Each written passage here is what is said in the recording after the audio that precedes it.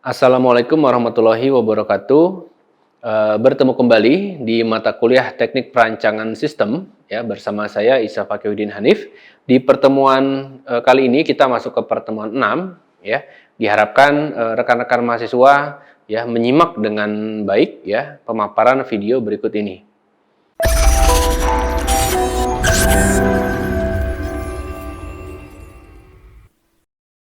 Baik, di pertemuan ke-6 ini ya, kita akan membahas mengenai konsep perancangan terstruktur ya dan data flow diagram atau DFD.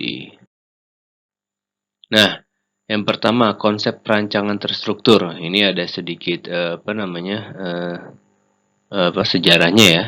Pendekatan perancangan terstruktur dimulai dari awal 1970 ya.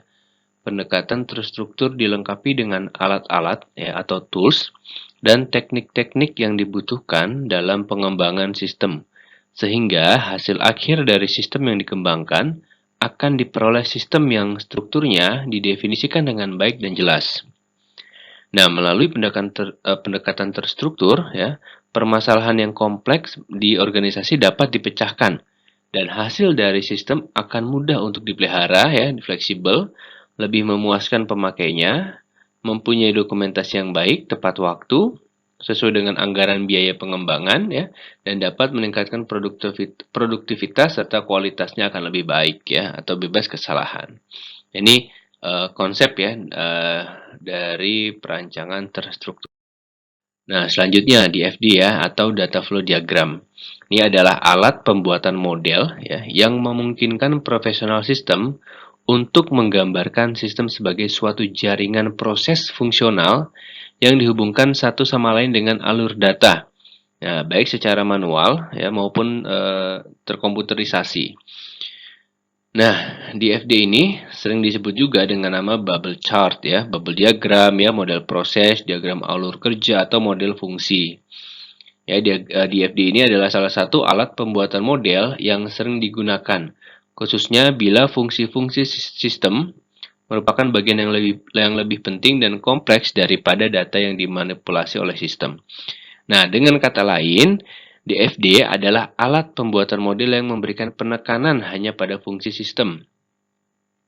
DFD ini merupakan alat perancangan sistem yang berorientasi pada alur data dengan konsep dekomposisi yang dapat digunakan untuk penggambaran analisa maupun rancangan sistem yang mudah dikomunikasikan oleh profesional sistem ya, kepada pemakai maupun pembuat program. Nah, ini sedikit ya pengertian mengenai apa sih itu data flow diagram. Ya mungkin nanti rekan-rekan sudah pernah ada yang dengar ya terkait ini ya atau baru yang mendengar mengenai data flow diagram ya. Jadi pada prinsipnya ini adalah alat pembuatan model ya. Yang memungkinkan nih profesional sistem ya untuk ya itu tadi menggambarkan sistem sebagai suatu jaringan proses fungsional seperti itu. Nah, apa saja komponen DFD itu? Yang pertama ada proses atau fungsi transformasi ya, merupakan bagian dari sistem yang mengubah masukan menjadi luaran. Nah, simbol proses digambarkan dalam bentuk lingkaran, ya oval, persegi panjang atau persegi panjang dengan sudut bundar, tergantung tipe notasi yang digunakan.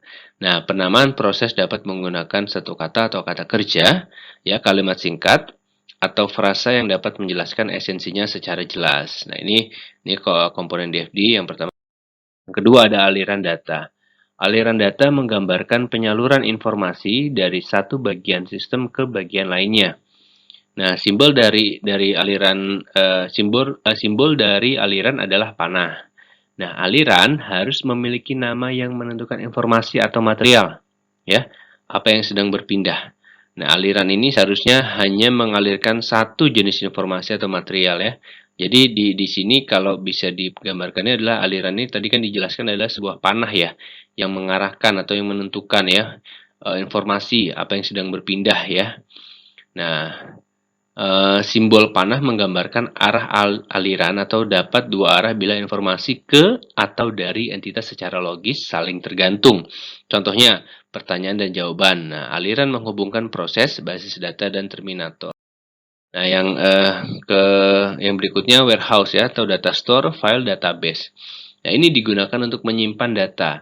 Simbol dari penyimpanan adalah dua garis horizontal. Ya, horizontal, gambaran simbol lain dapat dilihat pada gambar notasi Gane dan Sarson.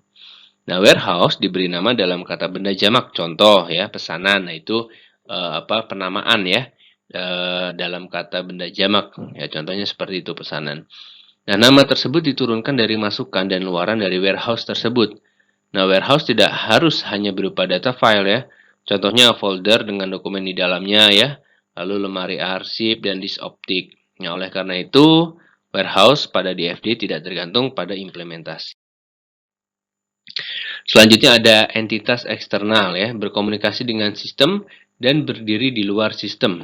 Entitas dapat berupa organisasi misalnya bank, kelompok orang atau misalnya pelanggan, otoritas atau misalnya kantor pajak atau departemen, misalkan departemen sumber daya manusia dari organisasi yang sama, yang tidak berbeda di dalam sistem. Nah, entitas juga dapat berupa sistem lain yang berkomunikasi ya dengan sistem yang sedang dimodelkan. Nah, ini ada terdapat dua bentuk DFD ya, yaitu diagram alur data fisik dan diagram alur data logika. Nah, diagram alur data fisik lebih menekankan pada bagaimana proses dari sistem diterapkan, sedangkan diagram alur data logika lebih menekankan proses-proses apa yang terdapat di sistem. Satu ya, DADF, diagram alur data fisik, lebih tepat digunakan untuk menggambarkan sistem yang ada atau sistem yang lama. Penekanan dari DADF adalah bagaimana proses-proses dari sistem diterapkan, dengan cara apa, ya, oleh siapa, dan di mana, termasuk proses-proses manual. Yang kedua, ada diagram alur data logika atau DADL. Lebih tepat digunakan untuk menggambarkan sistem yang akan diusulkan atau sistem yang baru. Ya, jadi, perbedaan yang signifikan di sini ya, sistem yang lama dengan sistem yang baru.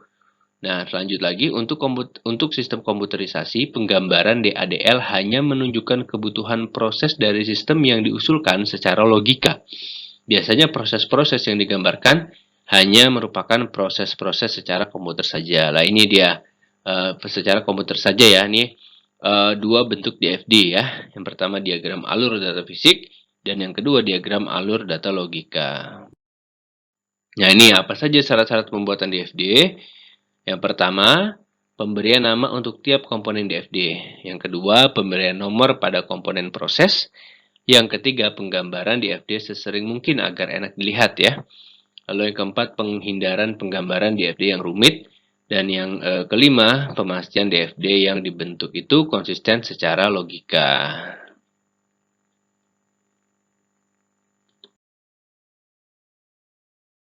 Baik, untuk pertemuan ke-6 ini saya cukupkan. Ya, mudah-mudahan dapat bermanfaat dan jangan lupa selalu mencari sumber referensi valid lainnya terkait mata kuliah ini. Ya, saya akhiri. Wassalamualaikum warahmatullahi wabarakatuh.